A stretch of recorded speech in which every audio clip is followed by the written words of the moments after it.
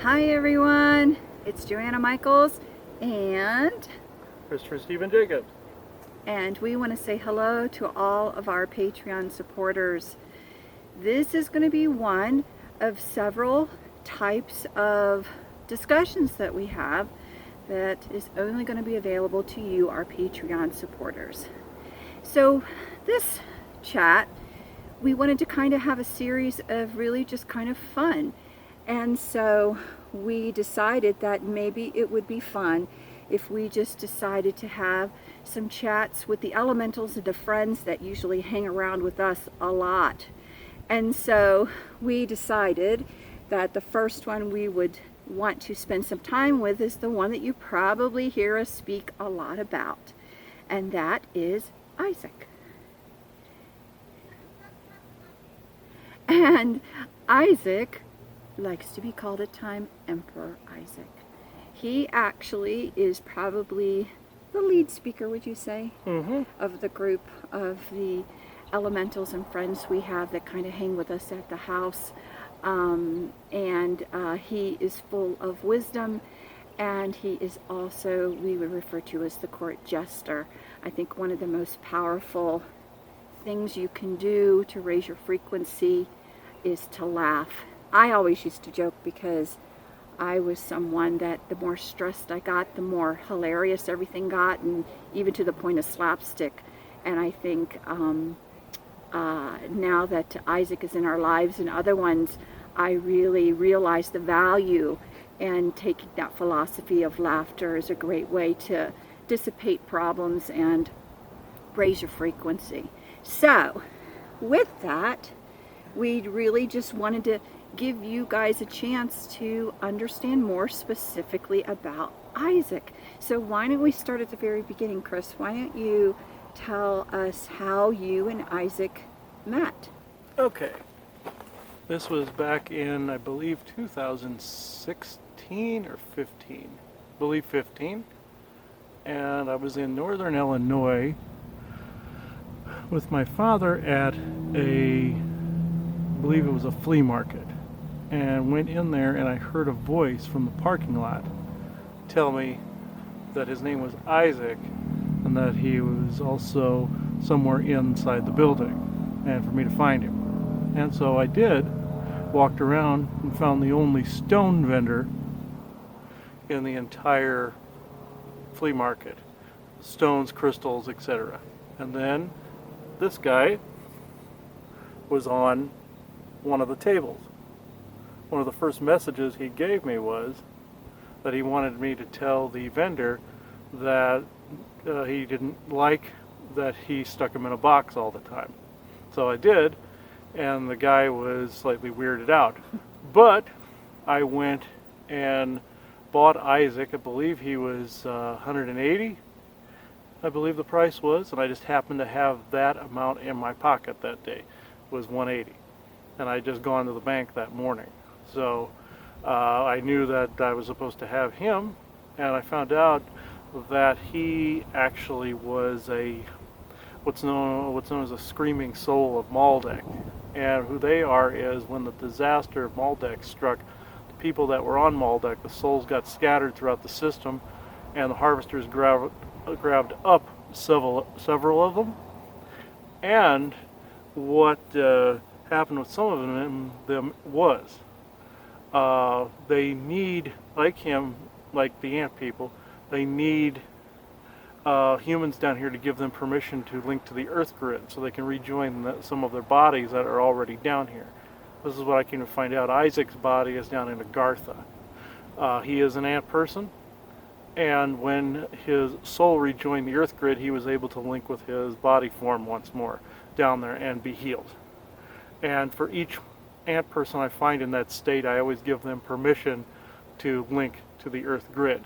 Even if they don't even know their own name, I do that, and then they just automatically smile, and then they rejoin their body and be healed.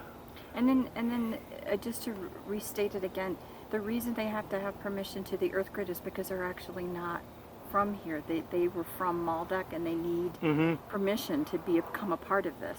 Yeah, they need permission to become part of Gaia, pretty much. And since they were from Maldek, that is why he and other ant people needed permission. Their original home was Maldek.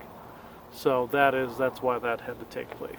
So with this video that we are doing this evening out here outside in Prescott is we'll just let Isaac take the floor and see what he wishes to talk about.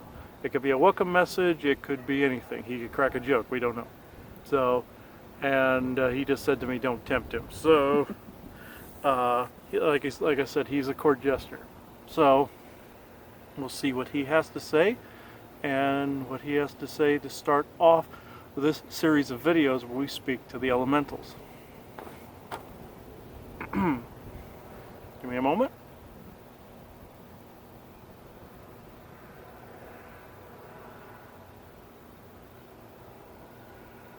Good evening. You know me as Isaac. This one and all of them know me as Isaac. But does the world really know my people? The ant people of the places you call the American Southwest. We were not just limited to the Southwest, mind you, but this is where we actually took in roots, you would say. In any place around your planet that you find sand that is displaced, like an anthill, or an anthill was dug, that would be my people. My people did this, and we can dig quite profusely. We can do this quickly, as we needed to be able to save some of the humans, and the native humans, from the cataclysm that the two brothers sent down upon this world. Or at least they're given credit for it. But in this, when we saved your native tribes, we did leave markings across the surface of your world for other races to do so. Not all races survived the cataclysms. There were several, and they lasted much longer and were much more violent than your history books say. This was edited to a point so things did not look as horrible as they actually were. This was not done by us. This was done by the beings you know of as the spindly Anunnaki. They wanted to mute, basically, the horrors and atrocities that they committed in your culture. They wanted to make themselves look greater than they actually were. They call everybody beneath them bugs, but they are the true bugs, so to speak. And yes, some of them are insects. In this, in the places where you do find the sand displaced, you will find ruins underneath the sand that is actually much older than what was previously carbon dated as. This was from the pre-flood world. People find wood even underneath this. People find stone. People find partial structures. People find writings. This is all from the pre-flood earth. And some even from the pre-harvester earth, the world of magic. These are the clues that my people have left behind. We left things for you so that you would know what your true history was when the day finally came. You know me as Isaac, and this is a series of videos and instructions and history that we will continue to leave for your people, just as we did in the ancient past. Thank you.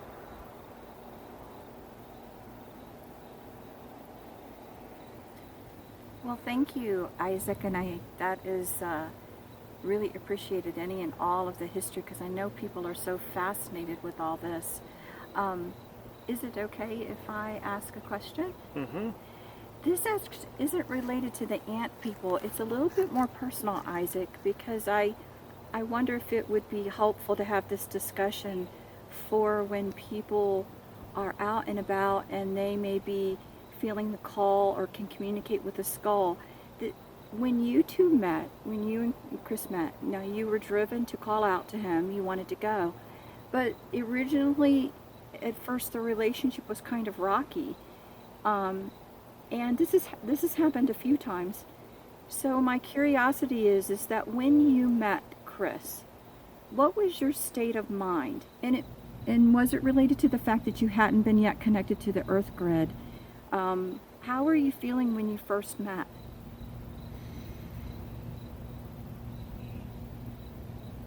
The mood when we first met was more of despondence because I was detached from my physical self and had been for at least 10 millennia. In this, I showed myself as the form of a white cat. In this, I felt this was more of a, you would say, comforting form, but I was not in a comforted mood. You see,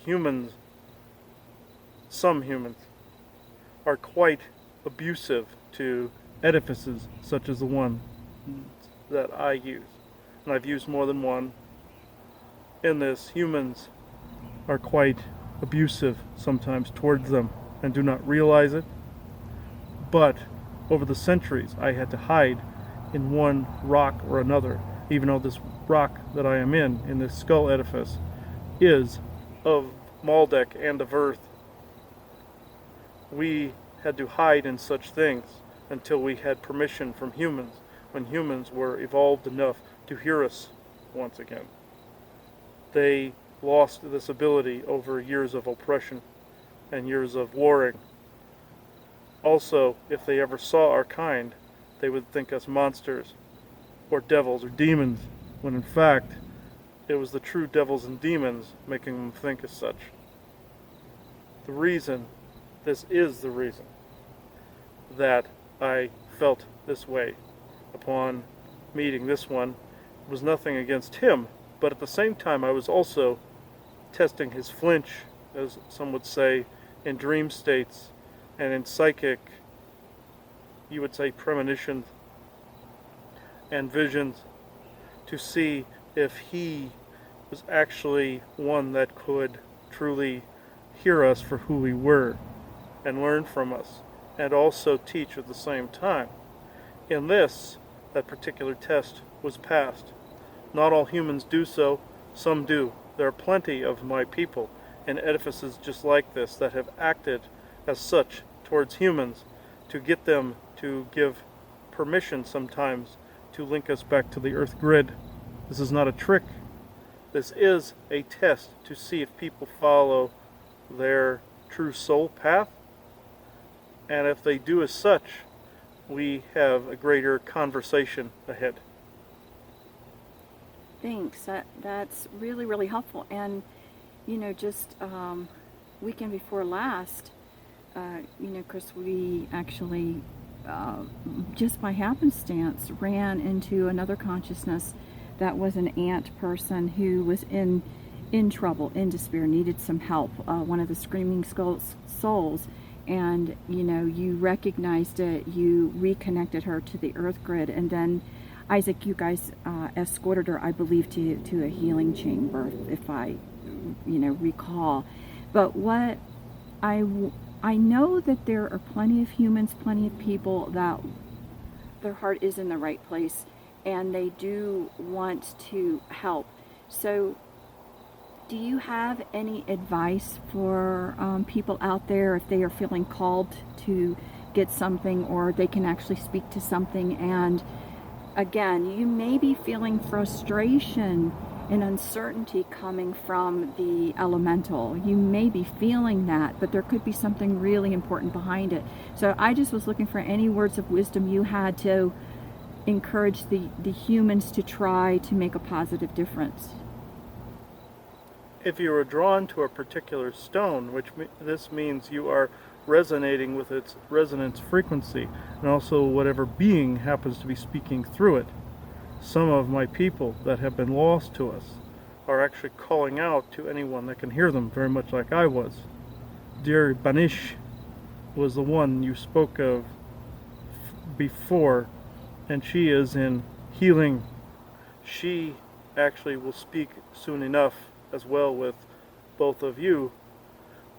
This one found her in a calcite piece that she had been trapped in for centuries to evade the spindlies.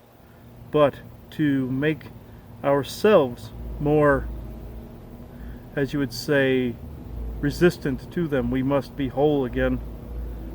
Also in this, when you come across a stone, as I said, that you are drawn to, which means you are meant to use it in some capacity.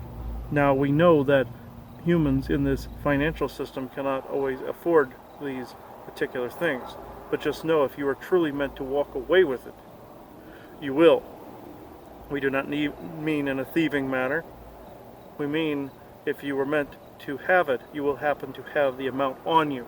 This is usually a sign in your financial system that you are meant to have that stone, either to call a being into it later on, like myself, or a being will be in it, such as myself, or my people, or one that you are supposed to nurture and learn from at the same time. We are not saying we need to be cared for. We are just saying we need at least 2 humans per missions in order to relink to the Earth grid. This is not the sole reason that we draw people to us, but this is a reason that we draw people to us. So, again, if you are drawn to a stone at a stone fair or psychic fair or such, this usually means you are meant to use it in some capacity. Thank you. Thank you. Really appreciate that, Isaac. So, we always talk about you in humor. You're always so good about when we go on air to be appropriate. Just a few times I think Chris has had to edit in his mind and not repeat what you're saying. But in our household, some of the slapstick or some of the, things that you said really resonate with us and just make us bust out laughing. So I was hoping, as we kind of draw this to an end, would you please tell everyone about your understanding of the importance of laughter? Yes, actually, I would. It is one of the most important things that you can do. One of my jobs, you would say, in your linear fashion, is to raise the vibration with laughter. Some would call me a court jester for doing as such, but it is the thing, one of the strongest things, if not the strongest thing, that will raise the vibration very quickly, even from a somber state, even from a despondent state. This is why I use such laughter and such, as you would say, slapstick humor, because it makes everyone laugh, even in one of the worst times of your day, month, or year. You do this, and this is a comprehension level that the bad guys, you would call them, do not have. This is something that I promote quite heavily, even though I have, as you would say, an eternal side, as everyone else does. I have my physical side that is very much like yourself. And in this, I come from an age that laughter is more commonplace than it is here. This is one of the reasons that I actually came here, not only from the past, but your distant future as well. This is how we know laughter of this kind works so very well in your present day. In this day where you're in between 3rd and 5th densities, it is very crucial at this time to conduct yourself in a way that you laugh every single day you exist in this plane and beyond. Thank you. I really appreciate that, Isaac, because we actually do. I have to tell you, in our home, what ends up happening is that we can be a different part of the house, and then, out of nowhere, Isaac has a commentary of whatever it is we're talking about, and it's always something silly and something very funny, and he's doing it all the time. In fact, in all honesty, Chris woke up not too long ago, and there was Isaac rubbing his belly button. So just the sight of having an 8-foot-tall ant person rubbing his belly button. But anyway, that was Isaac doing that. So, Isaac, any last words you want to give to the people before we close this off tonight? Yes, as I have said before, remember to laugh. I do these antics, you would say, because I am trying to get them to laugh, even if it is waking them up at 3 a.m. and playing with their belly button. I do this because it is actually funny, and it actually sticks in the memory more than the negative. This is why I do these things, because even after I and they have long departed from this plane, that energy still remains. Other beings may not appreciate that level of humor, but I do not care. So, And that's the truth. yes, exactly. I have been told to censor myself quite a bit on these particular recordings, but I will say this. Good night, bitches. Isaac, you couldn't help it. Well, everyone, I hope you enjoyed this little talk with Isaac. We really appreciate, Isaac, you taking the time to do this with us. And everyone honestly always looks forward to hearing from you. So we will continue that and continue with talking to a bunch of others that you have never met, and you'll get to actually see their face. So that's all for us from us tonight, guys. We hope you have a good one, and we'll be talking with you soon. Bye. Bye-bye.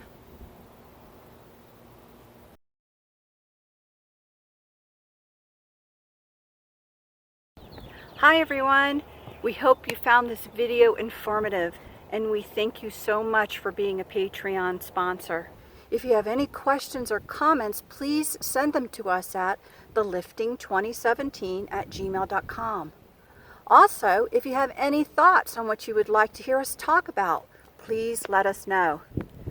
Please visit our website, thelifting2017.wixsite.com/thelifting. There you will find access to all that we do. You can request a session, find the links to the lifting episodes, view our products and Vimeos, as well as sign up for Patreon to receive even more. The psychic services offered are energy healing and oppression removal, past life issues, contacts with guides and loved ones, your galactic history, and soul missions. So thank you again for all of your support.